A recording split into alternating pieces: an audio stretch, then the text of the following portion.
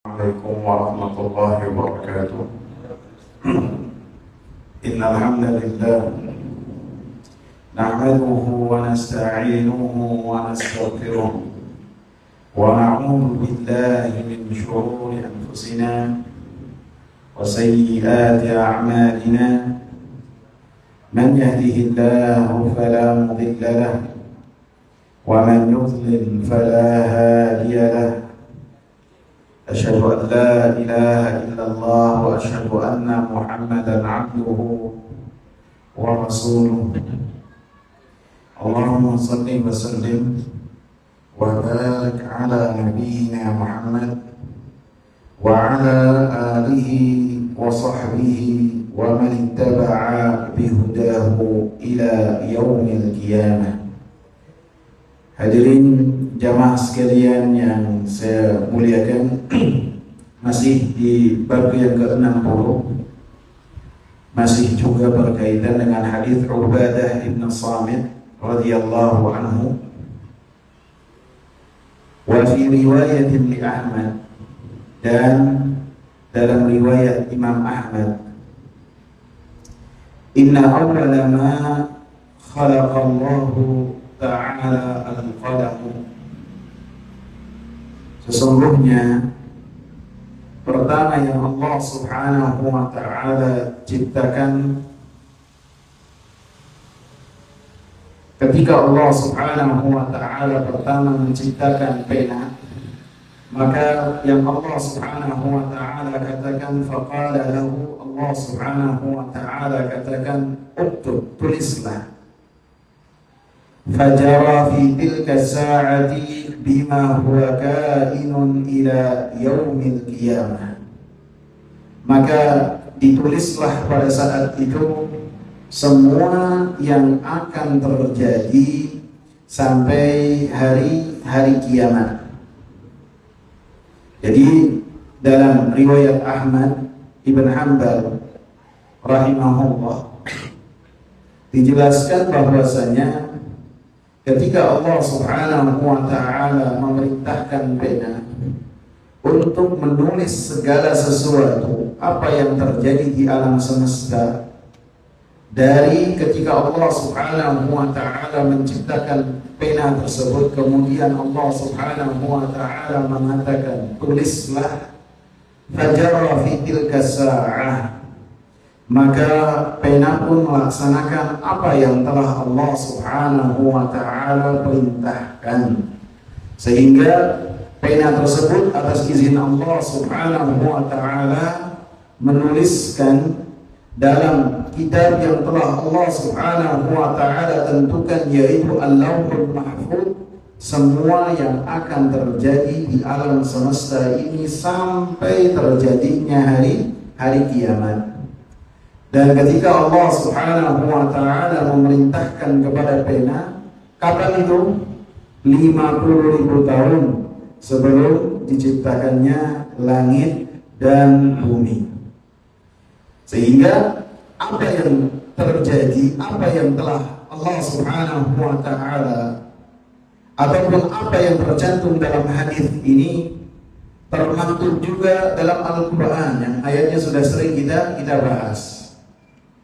Dalam surat Al-Hajj ayat 70, Allah subhanahu wa ta'ala katakan, alam ta'lam anna Allah ya'lamu ma fis samai wal ard. Bukankah kamu mengetahui bahwasanya Allah subhanahu wa ta'ala mengetahui apa yang ada di langit dan apa yang ada di bumi.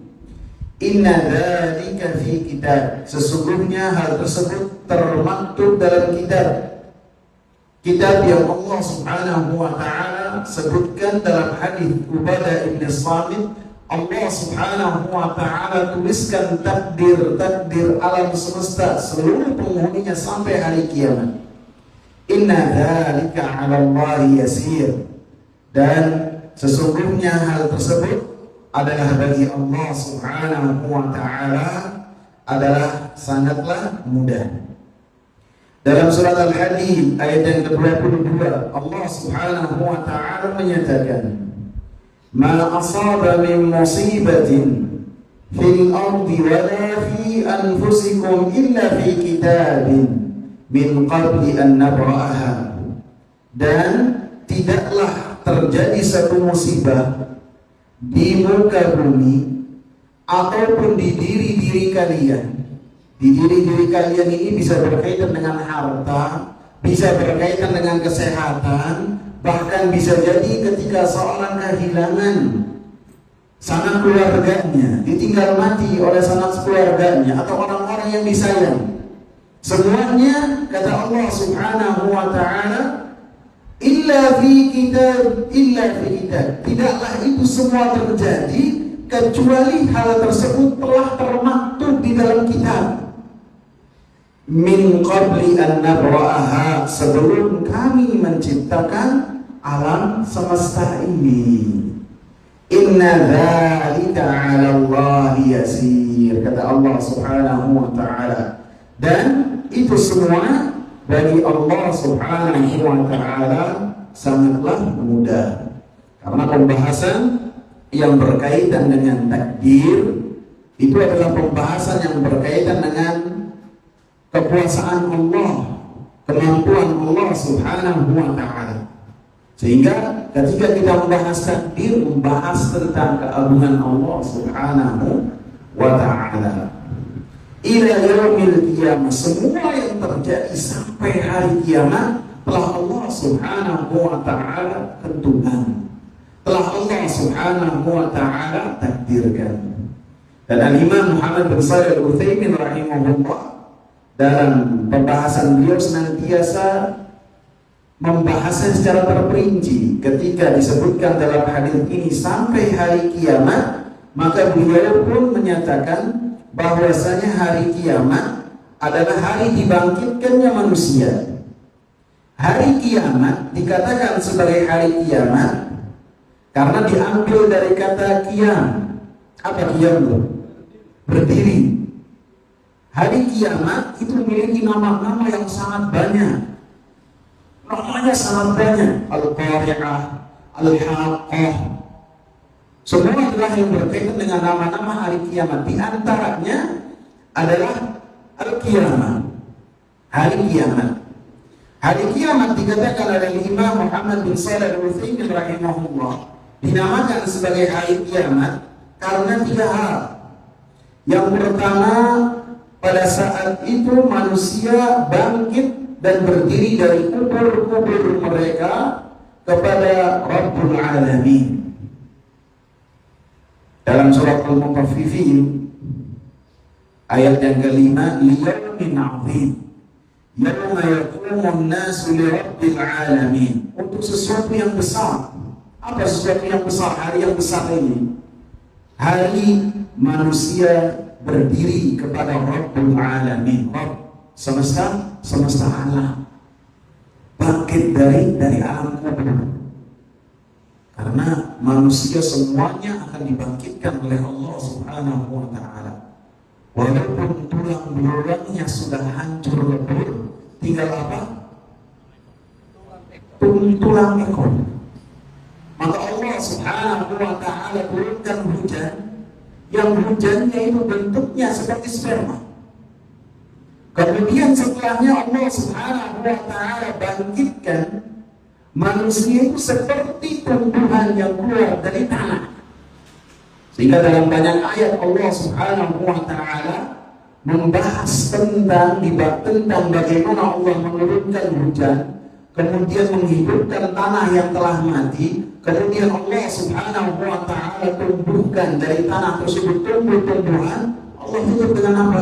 Kadzalika nukhrijul mauta. Demikianlah kami pun akan menghidupkan manusia-manusia yang mati seperti tumbuh-tumbuhan. Dan ketika bangkit dalam keadaan apa? Tidak memakai sehelai penampung. Jadi persis seperti keadaan manusia yang keluar dari rahim ibunya. Dari rahim ibunya apa? Tidak memakai sehelai penampung, tidak memakai alas kaki. Kemudian apalagi? Tidak dipilihkan. Dan pada saat itu manusia sibuk dengan keselamatannya masing-masing. Kalau di dunia Seorang ayah memperhatikan anak, seorang istri memperhatikan suami, ataupun sebaliknya.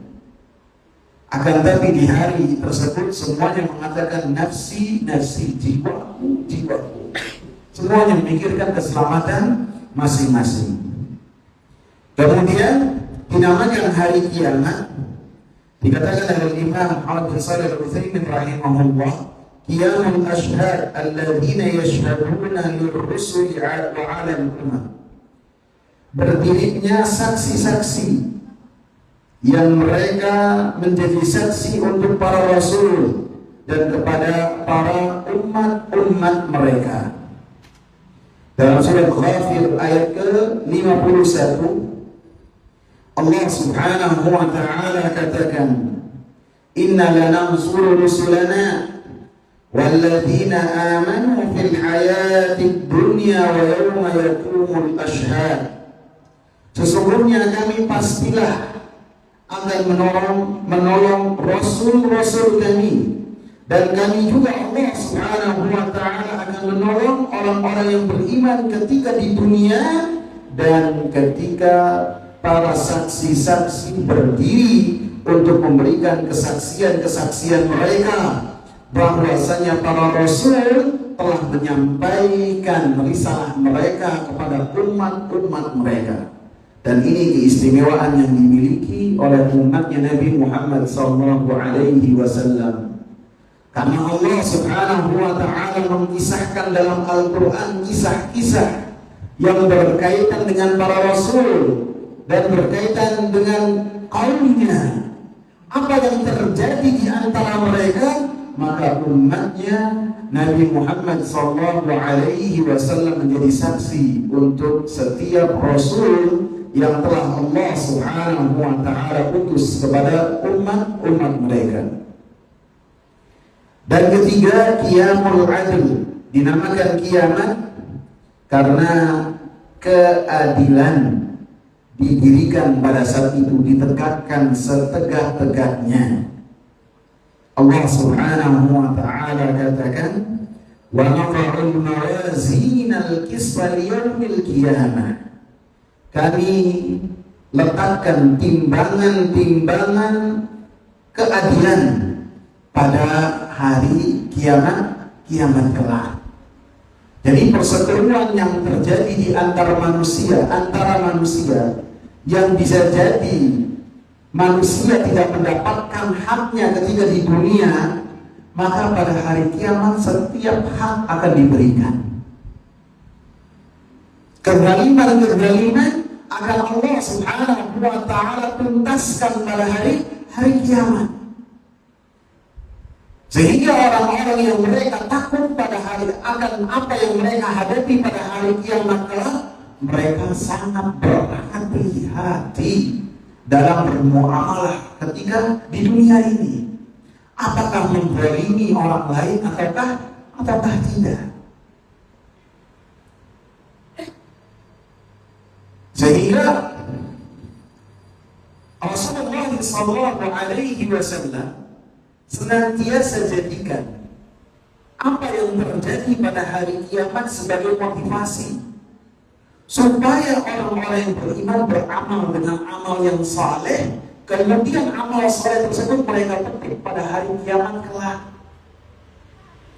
Rasulullah SAW senantiasa mengatakan, "Man kana yu'minu billahi wal yawmil akhir fala yu'dhi jarahu." Siapa yang beriman kepada Allah, siapa yang beriman kepada hari akhir setiap amalan akan dibalas oleh Allah.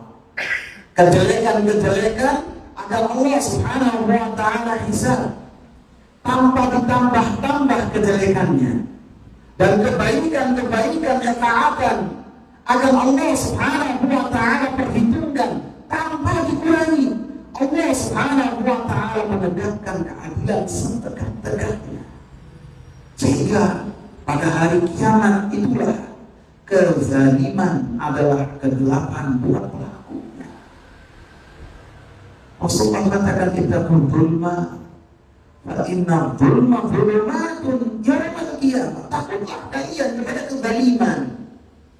Karena kezaliman kepada seorang manusia, apabila yang terzalimi ini telah meninggal dunia, maka pintu maaf buat orang yang menzalimi telah tertutup. Karena taubat dosa apabila berkaitan dengan hak-hak manusia, maka harus minta maaf secara langsung. Apabila orang yang dizaliminya telah meninggal dunia, maka tinggal nanti pada hari kiamat. Sehingga Rasulullah SAW katakan, atadruna manal muflis? Apakah kalian mengetahui siapa orang-orang yang bangkrut? Rasulullah SAW senantiasa menggunakan istilah-istilah yang dipahami oleh para sahabat. Apa istilah yang dipahami, kemudian Rasulullah ambil, kemudian Rasulullah sampaikan dengan pemahaman yang dengannya para sahabat makin dekat kepada Allah Subhanahu wa Ta'ala. Sebagian besar para sahabat, terutama orang-orang muhajirin, mereka adalah pedagang-pedagang besar, sehingga mengetahui apa itu muflis, apa itu orang bangkrut. Mereka menjawab, orang bangkrut itu orang yang tidak punya modal, udah habis berniaga, kemudian tidak dapat untung, barangnya habis, duit tidak kumpul. Itu bangkrut. Mereka katakan hal tersebut kepada Rasulullah. Rasulullah SAW katakan, al-muflisu indana, orang bangkrut di sisi kami, buat kami adalah apa? Orang yang datang pada hari kiamat dengan kebaikan yang besar, dengan ketaatan antara dia dengan Allah Subhanahu wa Ta'ala, amalan antara dia dengan Allah yang besar, dan amalannya diterima, amalannya ikhlas, amalannya sesuai dengan apa yang telah dicontohkan oleh Rasulullah SAW. Akan tetapi interaksi dia dengan manusia sangatlah buruk. Manusia kehormatannya digibai, manusia dicaci kehormatannya, bahkan main fisik dengan mudah unggul, nanda, menzalimi.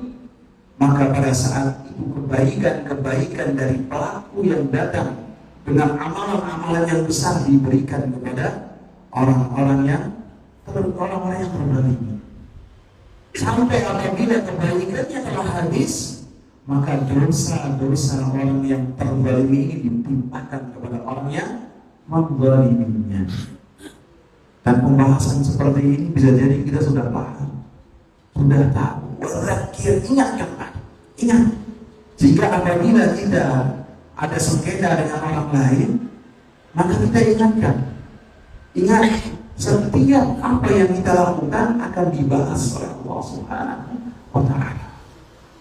Dan saya pun pernah terjadi persengketaan dengan orang. Dia berkelit, saya meminta hak saya, kemudian saya berkata kepadanya, ya apa, kamu sekarang ambil. Hari kiamat nanti kita akan berurusan lagi di hadapanku. Kaget dia.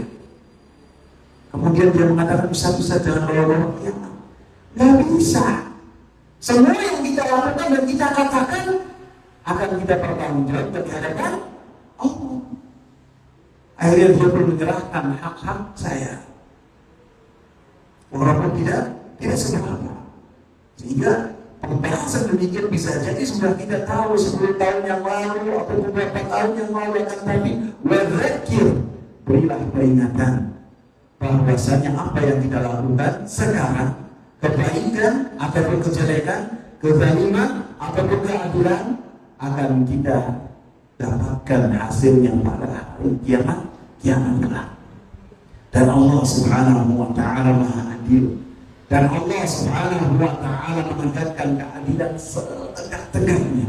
Jangankan antar manusia, antar hewan Allah Subhanahu wa Ta'ala tegakkan. Ketika binatang, kambing yang tidak memiliki tanduk dengan kambing yang memiliki tanduk beradu kepala, kemudian yang tidak memiliki tanduk merasa lebih tersakiti daripada yang memiliki tanduk, akan Allah Subhanahu wa Ta'ala tegakkan keadilan di antara keduanya. lebih-lebih di antara kita semua. Sehingga Rasulullah katakan, la tu'addunna al-amanati ila ahliha. Kalian tegakkan keadilan, tegakkan amanah kepada orang-orang yang berhak untuk mendapatkan dari kalian hak-hak tersebut. Wa fi riwayatin li Ibn Wahab, dan dari riwayat Ibn Wahab, qala Rasulullah sallallahu alaihi wasallam, berkata Rasulullah sallallahu alaihi wasallam, masih yang berkaitan dengan apa yang dikatakan oleh Ubadah bin Samit kepada putranya. Rasulullah sallallahu alaihi wasallam berkata, "Faman lam yu'min bil qadari khairihi wa syarrihi ahlaqahu Allahu bin-nar." Maka siapa yang tidak beriman terhadap takdir yang baik ataupun takdir yang buruk, Allah subhanahu wa ta'ala bakar dia dengan api neraka kelak. Sehingga menunjukkan bahwasanya orang-orang yang tidak beriman terhadap takdir, maka mereka dalam keadaan kufur, dalam keadaan kafir. Karena keimanan mereka tidak sempurna.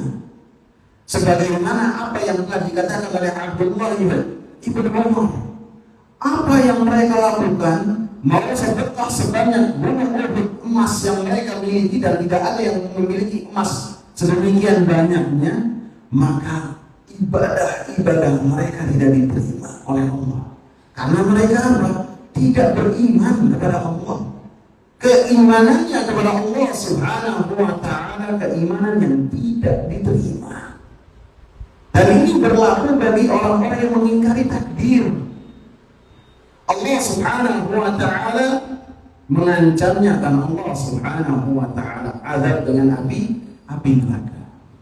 Dan berlaku juga bagi orang-orang yang ragu-ragu, syak, sanksi terhadap pembahasan yang berkaitan dengan takdir, maka ini pun mendapatkan ancaman dengan ancaman yang sangat berat sekali.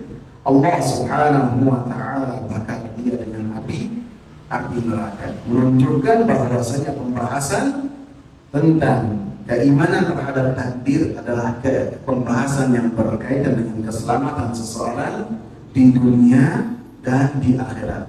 Di samping keimanan kepada takdir menjadikan seorang sabar, menjadikan seorang tenang, menjadikan seorang hatinya tidak gundah, menjadikan seorang memiliki keberanian, maka pada hari akhir kelak termasuk dari orang-orang yang beriman dan selamat dari api neraka. Kemudian Al-Imam Muhammad bin Shalih Al-Utsaimin rahimahullah, beliau mengatakan, ahraqahullahu bin-nar.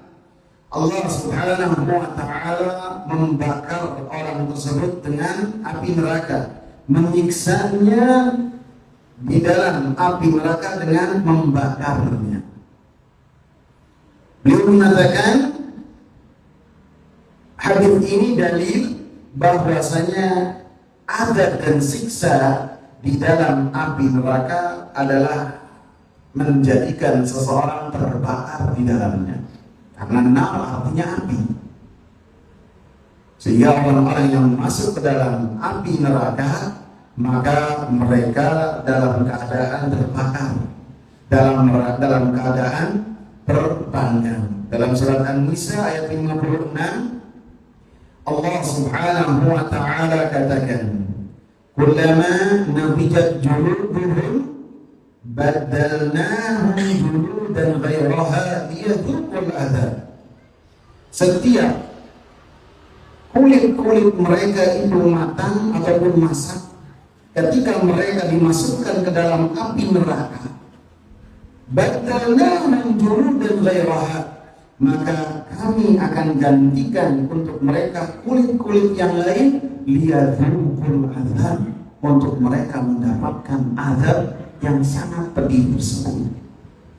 Dalam surat Al-Hajj ayat 22, Allah Subhanahu wa taala katakan wadzuqu adzabal hariq, maka kalian rasakanlah azab yang membakar diri kalian. Sehingga yang berkaitan dengan hadis syafaat mungkin sudah kita bahas. Ketika Nabi sallallahu alaihi wasallam ataupun Allah Subhanahu wa taala menerima syafaat dari penghuni api neraka supaya mereka keluar dari api neraka, orang-orang yang memiliki keimanan walaupun sebesar biji dzarrah, ketika keimanan tauhid itu ada di dalam hati mereka, maka orang-orang yang bertauhid dengan tauhid yang benar, mereka tidak kekal abadi di dalam api neraka.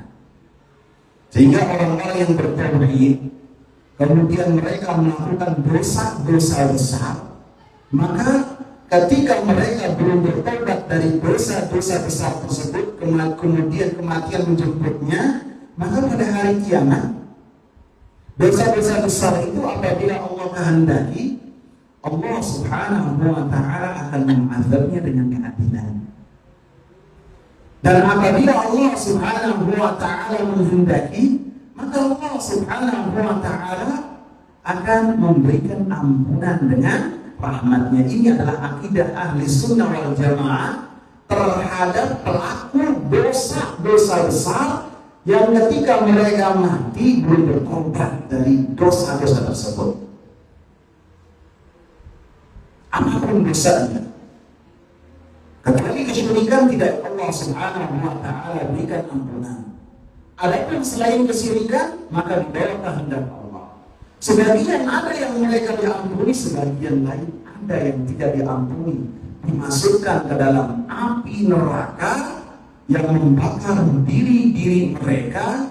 Akan tetapi perbedaan antara orang-orang kafir yang bermaksiat dengan ahli tauhid yang bermaksiat, ahli tauhid tidak kekal abadi di dalam api neraka.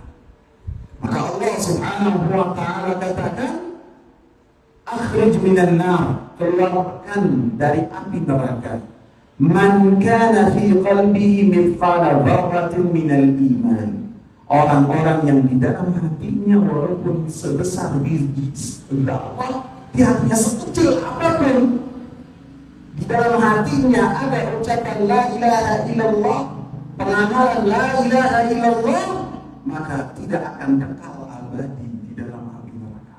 Maka ketika mereka dimasukkan ke dalam surga, maka mereka lah yang dinamakan sebagai jahannamiyyin, ex api neraka jahanam, karena wajah-wajah mereka dalam keadaan gosong telah terpandang oleh siksa api neraka yang membakar diri mereka.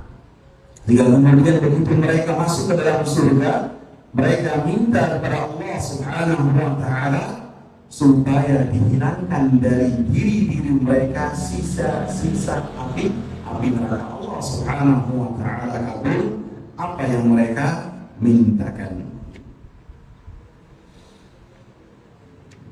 Di dalam hadis Ubadah bin Samit radhiyallahu anhu disebutkan dengan 3 riwayat oleh penulis. Disebutkan oleh Imam Muhammad bin Shalih Al-Utsaimin rahimahullah dengan beberapa pelajaran. Yang pertama, mulaqafatul abna'i bil mau'izah, berlemah lembut ketika memberikan nasihat kepada anak. Karena ketika Ubadah bin Samit memanggil anaknya dengan panggilan yang sangat lembut, ya bunai, wahai anakku. Yang kedua, disebutkan oleh beliau, hendaklah ketika kita memberikan pelajaran kepada anak-anak kita hukum-hukum dan permasalahan-permasalahan, maka hendaklah kita mengikat mereka dengan dalil. Tidak kita biarkan memberikan satu ajaran, satu pengajaran yang baik, kemudian kita diam saja, tidak. Akan tapi ketika kita menyebutkan satu pembahasan, kita upayakan kita sebutkan dalil. Walaupun anaknya ini masih kecil, anggaplah anak umur 5 tahun, 6 tahun. Sehingga semenjak usia dini, kita ikat anak-anak kita dengan dalil. Kita jadikan mereka mengagungkan Rasulullah SAW. Kita biasakan mereka untuk tunduk patuh terhadap Rasulullah SAW, dan kita ingatkan bahwasanya apa yang kita lakukan menjadikan kita ini taat kepada Allah Subhanahu wa Ta'ala, sehingga membiasakan anak ini taat, tunduk patuh kepada dalil, dan memberikan tarbiyah kepada anak supaya senantiasa cinta kepada Rasulullah SAW dan senantiasa menjadikan Rasulullah SAW di pelupuk mata anak sebagai suri tauladan yang besar yang senantiasa diikuti oleh siapapun, juga diikat oleh dalil. Dan para sahabat ridwanullahi alaihim ketika memberikan nasihat kepada siapa saja, baik kepada anak ataupun kepada siapapun juga, mereka ikat perkataan-perkataan mereka dengan dalil, baik dengan Al-Quran ataupun dengan sunnah-sunnah Nabi SAW. Dalam pembahasan sebelumnya, Abdullah bin Umar ketika ditanya yang berkaitan dengan orang-orang yang mereka tidak beriman terhadap takdir, apakah Abdullah bin Umar hanya memberikan ulasan singkat dari beliau saja? Tidak cukup dengan itu. Beliau iringkan apa yang telah beliau nyatakan dengan dalil. Kemudian beliau bawakan hadis Jibril yang panjang. Begitu juga Ubadah bin Samit ketika anaknya yang bernama Al-Walid meminta nasihat dari beliau. Dan seperti yang kita sebutkan, nasihat yang dimintakan ketika Ubadah bin Samit dalam keadaan kepayahan, dalam keadaan yang beliau ini akan meninggal dunia, sehingga ketika mau berbicara didudukkan terlebih dahulu. Kemudian beliau membawakan perkataan-perkataan nasihat, kemudian setelahnya beliau iringkan dengan dalil berupa perkataan dari Nabi Sallallahu Alaihi Wasallam.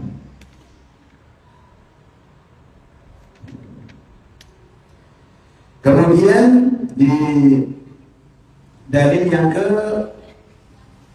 keberapa nih? Ketiga ya, apabila dilihat dari sahabatnya. Wa fil musnad was sunan an ibni ad-Dailani, dan tercantum dalam musnad al-Imam Ahmad dan sunan Abi Dawud, an ibn Dailani qal, beliau berkata, ataitu Ubay ibn Ka'ab faqultu fi nafsi syai'un min al-qadar fa'addithni bi syai'in la'alla Allah an yudhibahu min qalbi. Saya mendatangi Ubay bin Ka'ab, kemudian saya berkata kepada Ubay, di dalam jiwaku ini, di dalam diriku ada sesuatu ganjalan yang berkaitan dengan takdir. Fahadithni bisyai'in, maka berikanlah kepadaku satu nasihat, la'allallaha an yudhibahu min qalbi, mudah-mudahan dengan apa yang engkau sampaikan Allah Subhanahu wa Ta'ala menghilangkan dari hatiku ganjalan yang berkaitan dengan takdir. Faqal, maka Ubay ibn Ka'ab mengatakan, "Law anfaqta mithla Uhudin dhahaban seandainya engkau mensedekahkan emas sebanyak dan seberat gunung Uhud, ma qabilahu Allahu minka hatta tu'mina bil qadar. Allah Subhanahu wa ta'ala tidak akan menerima apa yang engkau sedekahkan sampai engkau beriman terhadap takdir. Wa ta'lama anna ma asabaka lam yakun liyukhti'ak, dan engkau meyakini dan mengetahui bahwasanya apa yang menimpa engkau tidak akan meleset dari diri engkau. Wa ma akhta'aka lam yakun liyusibak, dan apa yang tidak ditentukan untuk menimpa engkau maka tidak akan menimpa diri engkau. Walau mutta ala ghairi hadha, apabila engkau mati di luar dari keimanan hal ini, la kunta min ahlin nar, niscaya engkau termasuk dari penghuni api neraka. Qala, kemudian Ibn Dailami mengatakan, fa'ataitu Abdullah ibn Mas'ud wa Hudzaifah ibn al-Yaman wa Zaid ibn Thabit, فكلهم حدثني بمثل ذلك عن النبي صلى الله عليه وسلم. Kemudian saya mendatangi sahabat Abdullah bin Mas'ud, sahabat Hudzaifah bin Yaman dan Zaid bin Thabit, mengutarakan hal yang sama seperti yang beliau utarakan kepada sahabat yang mulia Ubay bin Ka'ab. Fakulluhum haddatsani bimithli dzalik. Setiap dari mereka mengabarkan kepadaku serupa dengan apa yang dikabarkan oleh Ubay bin Ka'ab anin Nabi sallallahu alaihi wasallam, dan mereka semua sandarkan hal tersebut kepada Nabi sallallahu alaihi wasallam. Jadi pembahasannya panjang lagi ya. Jadi alhasil dalam riwayat ini Ibn Dailami ini, maka Dailami ini Ibnu Dailami ya, karena Dailami ini adalah sahabat. Adapun Ibn Dailami adalah bernama Abdullah. Dia adalah seorang pembesar dari tabi'in. Adapun Ad-Dailami adalah termasuk dari sahabat-sahabat Nabi. Termasuk amalan yang besar yang dilakukan oleh sahabat yang bernama Dailami ini, dia termasuk orang yang mengeksekusi nabi palsu yang keluar di zamannya Abu Bakar yang bernama Al-Aswad Al-Unsi. Di mana itu Al-Aswad Al-Unsi? Di negeri Yaman. Jadi setelah Nabi sallallahu alaihi wasallam wafat, maka sebagian kabilah mereka murtad, dan sebagian kabilah mereka memiliki nabi yang mereka klaim sebagai nabi mereka. Di antaranya ada Musailimah yang menjadi nabi di Yaman. Adapun Al-Aswad Al-Unsi di negeri Yaman. Maka sebagian besar dari kabilahnya beriman terhadap Al-Aswad Al-Unsi, kecuali orang-orang yang mereka mendapatkan taufik dari Allah Subhanahu wa ta'ala. Salah satunya adalah Abu Muslim Al-Khawlani, atau yang bernama Abdullah ibn Thawab atau Abdullah ibn Thawab. Dia kokoh di dalam keimanannya, tetap tegak di dalam keimanannya, walaupun di hadapan dia nabi palsu yang bernama Al-Aswad Al-Unsi yang disokong oleh kabilah mereka didasari dengan fanatisme kesukuan mereka, bukan keimanan. Maka Abu Muslim ini dihukum oleh nabi palsu ini dengan cara apa? Ada yang tahu? Ada yang tahu? Dibakar hidup-hidup. Dibakar hidup-hidup, apinya padam, keluar dalam keadaan sehat walafiat. Al-Aswad ini kaget begitu mengetahui hal tersebut, maka takut mempengaruhi pengikut-pengikutnya, maka disuruh keluar dari negeri Yaman, kemudian datang ke kota Madinah. Di kota Madinah, begitu masuk Masjid Nabawi, Umar bin Khattab tahu ini ada orang baru, didatangi. Ditanya, "Mimman anta?" Siapa kamu? Dari mana kamu? Maka Al Muslim mengatakan, "Saya dari Yaman." Kemudian Umar mengatakan, saya mendengar ada orang di Yaman yang dia dibakar hidup-hidup oleh Aswadul Unsi, kemudian dia keluar dalam keadaan selamat. Kata Al Muslim, "Oh iya, saya juga dengar." Kalau kita kan itu saya, enggak. Al Muslim mengatakan, "Oh iya, saya juga dengar." Maka kata Umar bin Khattab, "Ansyurukallah a'antahu." Saya meminta engkau atas nama Allah, bukankah engkau adalah orang yang dilemparkan ke dalam api dalam keadaan selamat? Diminta atas nama Allah, maka Abu Muslim Al-Khawlani tidak bisa mengelak lagi. Dia mengatakan, "Ya, itu saya."